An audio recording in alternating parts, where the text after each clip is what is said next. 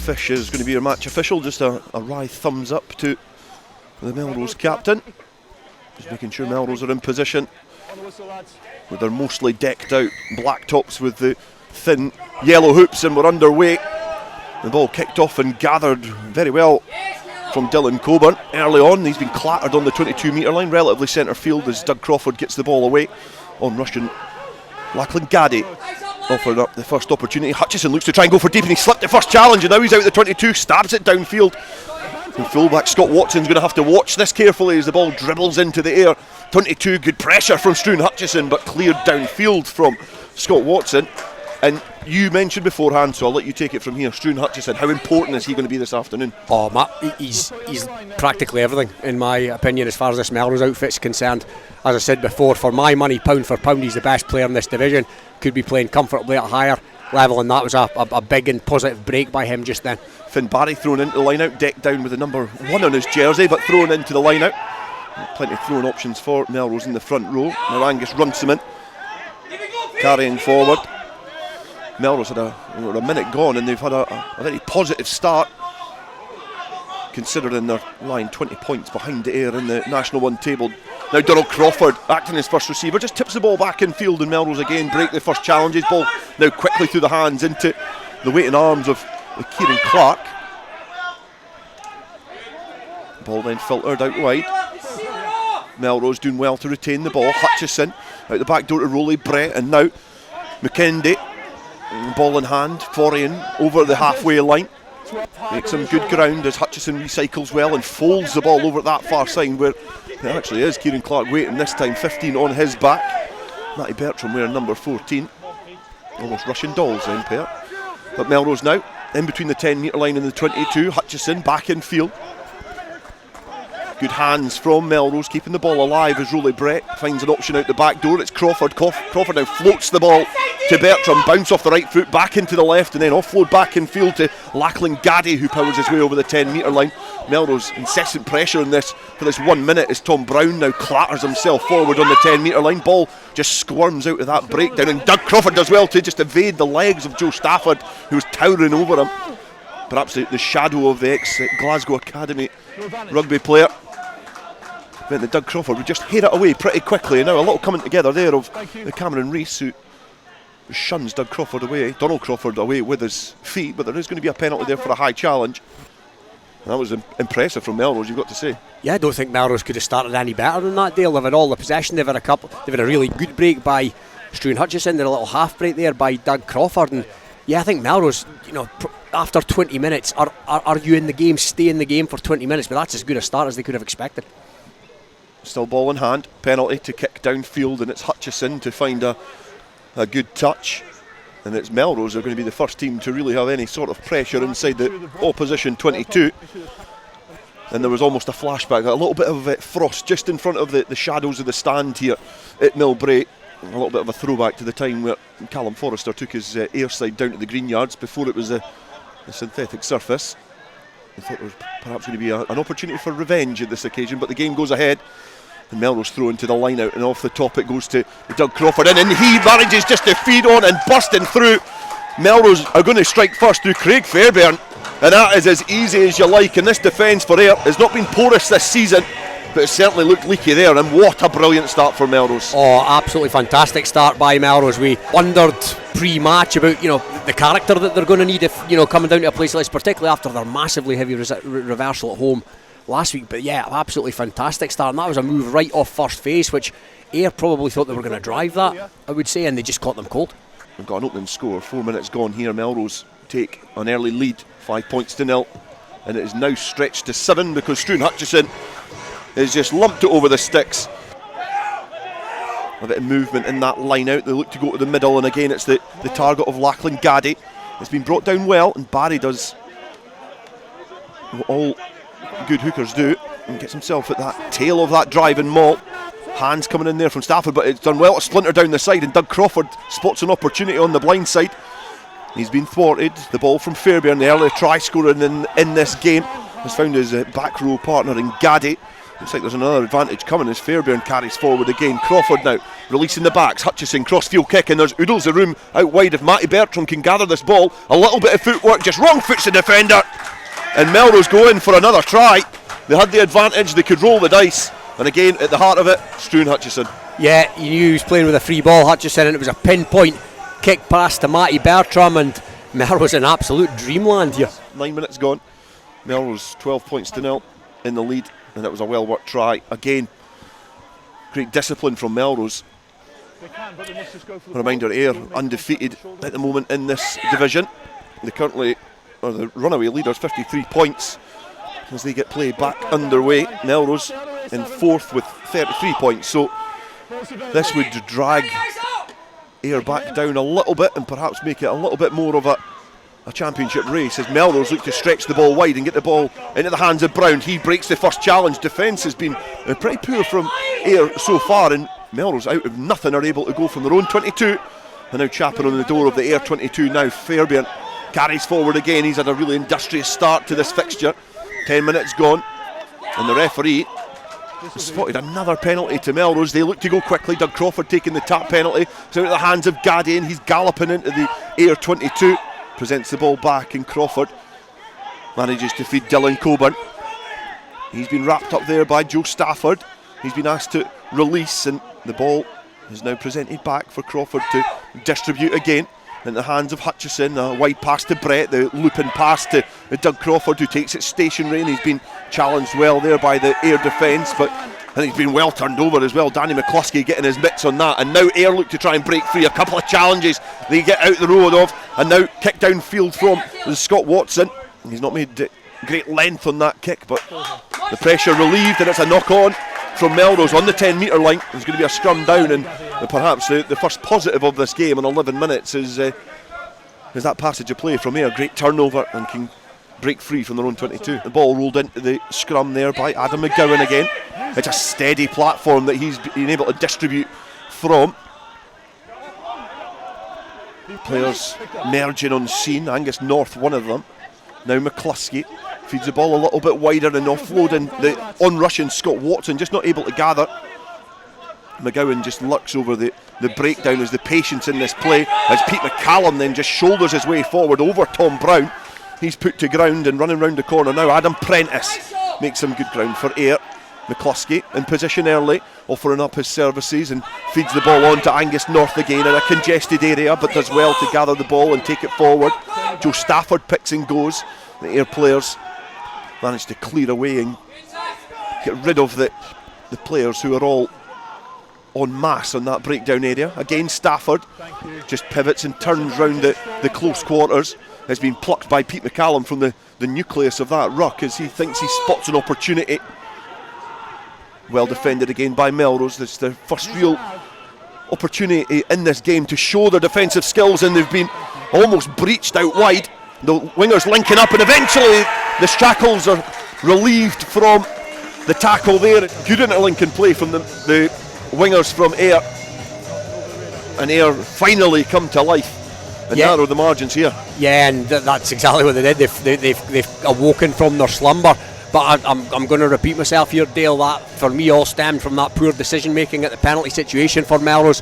Ayr have gone up the other end, few phases, and now they're in for their first try. Line out directly in front of us on the 10 metre line, is well executed by Ayr, and now they've got a head of steam in this drive and maul. They've made a good 10 yards, and I think that frosty bit of the pitch perhaps has been well worked there as Joe Stafford splinters through the line. Great offload as well to an on-rushing player. It looked like Lynch and North were on scene.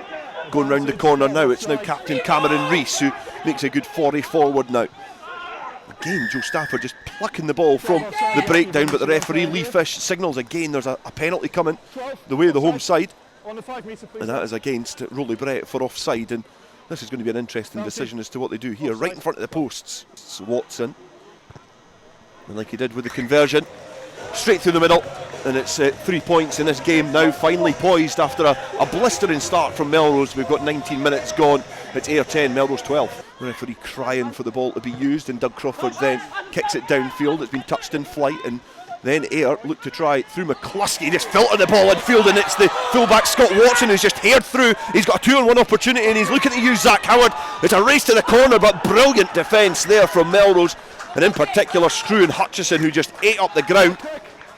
He saw that tantalising and appetising tackle in front of him, said yum, and off he went, and he just clattered him off the touchline. And great defence there from Melrose. Hooker Tom Martin throws into the line out. Cameron Rees the target. The bodies come down, they gather, the maul twist to the right hand side. It's making great inroads here. The ball has been filtered back expertly by this pack. It looks like Pete McCallum is there with the ball in hand, flops down. Ayr take the lead 15 points to 12, and it's brilliant execution there from the Millbrae men. Yeah, wonderful control by the veteran Pete McCallum at the back of that, but chalk that one down to the 8 forwards, Dale. That was a you know, for the purists, if you like, that was a sight to behold. Yeah, it was brilliant play, and the thunder you can hear on the tannoy, rolling thunder from that driving maul. Brilliant target there, brilliant work to get that driving maul ticking, and the forwards just melted at the maul for Melrose. Where can Melrose target? It looks like they've tried to utilise their backs. If you've not got that platform up front, it's going to be really difficult as Watson adds the extras, but this forward pack for Ayr are impressive. Ayr versus Melrose, and it's Ayr who have the lead here as the ball's flat back from that line out from Melrose. Well done again from the number 8, Lachlan Gaddy. Doug Crawford, who's had a very eventful game as well, manages to find Tom Brown with the heavily strapped up Tom Brown, both knees almost cast like with black tape, as Crawford then bounces forward. Good challenge in there from Adam McGowan, the scrum half, who gets across and makes the challenge. Potty manages to tackle his opposite man, Dylan Coburn, but Doug Crawford finds Struan Hutchison, kicks forward, and Donald Crawford was just watching that ball dribble off. He protested the referee that there was an opportunity there, but from our angle he was never going to be getting that, so he could probably save his energy. Struan Hutchison just to narrow the margins to 2 points with this penalty attempt, his first penalty attempt of the game. An earlier successful conversion for the opening try from Craig Fairbairn. That gave Melrose a brilliant start, which was extended from Matty Bertram.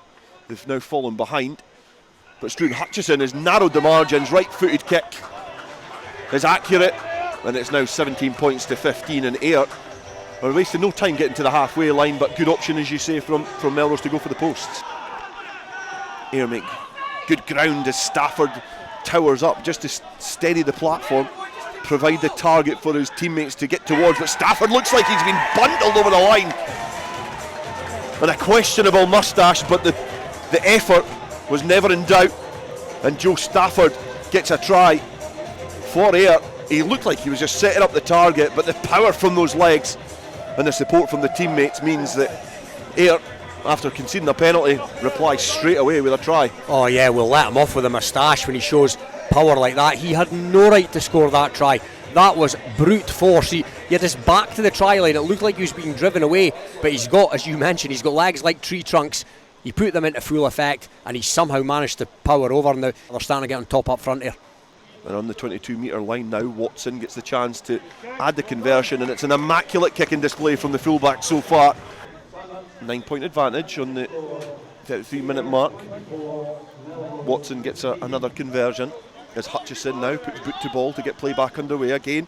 Melrose up to go short, but it's just dribbled down the chest of the Melrose players and been scooped up there by Potty, who does well to then break free from the other challenge. That is terrible defensive play, and Struan Hutchison's been wrong-footed in the 22, and Potty is going to splinter the posts, dive underneath the uprights, and he was the only person pretty much to touch the ball from that kick-off, and Struan Hutchison just lost his footing on the 22, not able to defend.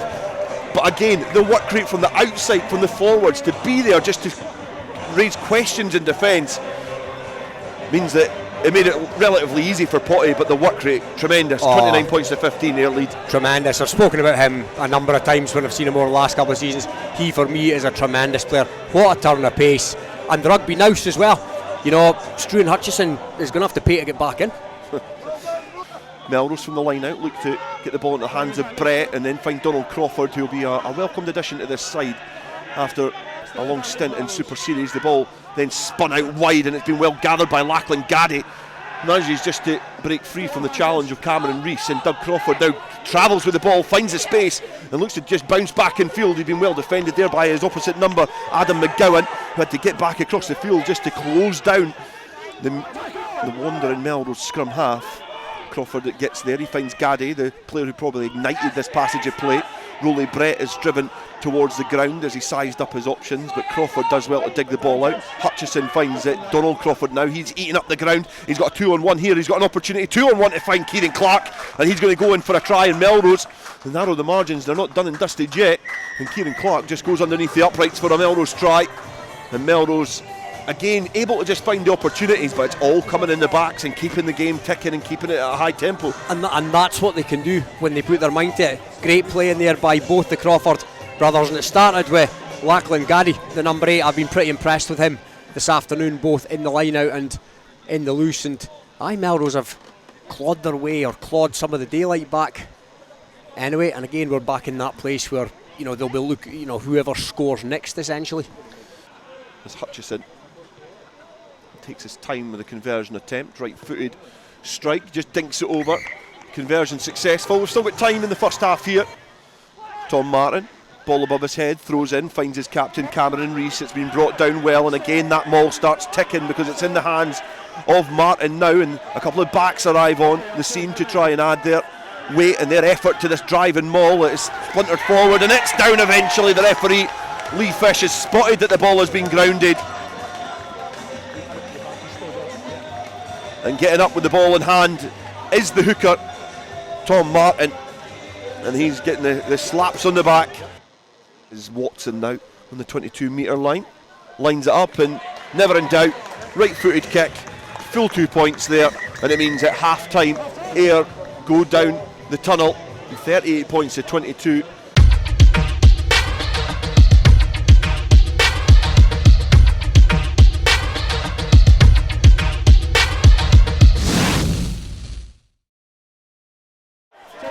It's scrum half. Adam McGowan just feeds the ball back downfield into Ben Frame's hands. A little bit of a reshuffle in that back division as Struan Hutchison returns the ball downfield, and he's measured that brilliantly because he's just been able to bounce that perhaps on the wrong side of the line actually, because he was looking for that 50-22, but a great return downfield, and again it's looking slippy underfoot out there.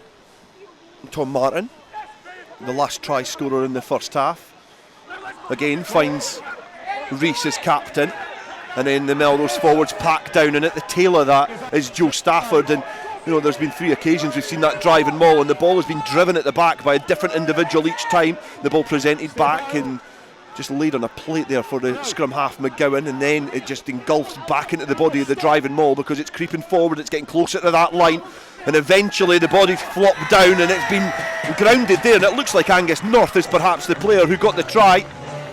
A little huddle with Joe Stafford, and the inside centre reaps the rewards of some brilliant work up front.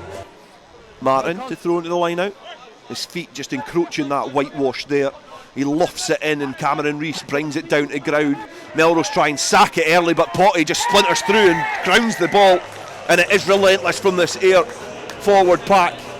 It's borderline bullying from this side, and Potty gets his second try of the game. The impressive scrum half, Adam McGowan, just waiting by the tunnel, who throws it into what he knows is one of the most secure platforms in this division. Pete McCallum finds the most recent try scorer Angus North, just heading from the centre position, but the referee signals that there's a penalty there.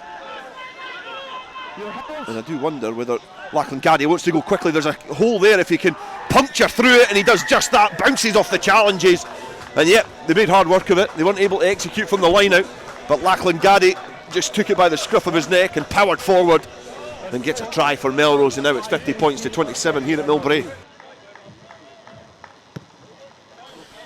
Watson hacks it downfield, and it's one of the, probably not the most attractive restarts, but great play from their own 22 from Melrose. The ball ricocheting now into the hands of Lachlan Gaddy. He looks to hack it downfield, and he's just kicked it out in the full, but it was only a chip and chase. But from that restart, Melrose doing well just to interlink and keep the ball alive. The likes of Crawford and Hutchison linking up well. Thrown to the line out, well executed yet again. and the referee has spotted an infringement straight away from that line out. Arm outstretched on the right hand side, signalling to this partisan Millbrae support that they have got a penalty advantage coming their way. The ball to North. He carries forward and flops on the ball, and no support there, but they're quick to get the ball away from the breakdown. McCluskey finds Watson and he just fires a ball wide. And he then manages just to breach by Bertram, and now he's got a 2-on-1. He looks to go alone and he's going to squeeze in the corner. And he's going to go in for a brace here. And it's loose defensive play there from Melrose. The advantage was coming for the home side. I think you're being pretty kind with the word loose there, Dale. It was, you had no right to score there. You know, the ball sort of came to him behind him. He had no opportunity to, you know, to get up any sort of pace. But yeah, just a little bit of strength then down the touchline. You evaded the last tackler as well, and Ayr heading towards 60. The number 11 there is Tom Lanny, and it is going to be Stuart Collier to throw into the line out. Bit of movement at the front and then towards the tail. Again, well gathered. It is Airlie who is the target this time, and that maul is rumbling towards, and I think Angus North perhaps gets a sniff of a second try because he has joined the party and he's almost spoiled it. I think it's actually Stuart Collier who's the player who is getting the pats on the back, aided well by Angus North, but is the replacement hooker Stuart Collier to get the score. And it means that Ayr now have breached the 60-point mark here at Millbrae. It's Ayr 60, Melrose 27.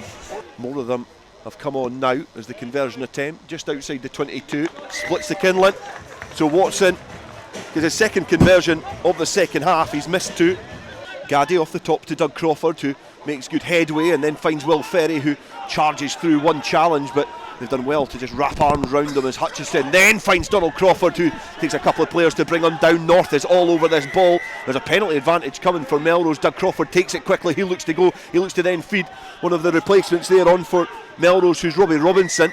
And almost gets over the line, but the referee is going to bring that back. The shrill of the whistle as the Ayr players have to depart the scene. 5 metres shy of the line. Will Ferry towers over the ball, left-footed tap to take it quickly. He just runs into a whole cluster of pink and black and does eventually able to squeeze his way over the line.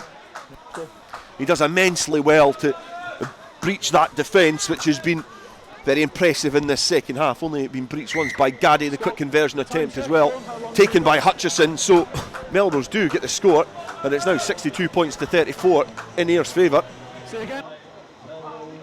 Kicking it downfield now from the restart. Scott Watson kicks it towards the 22 metre line.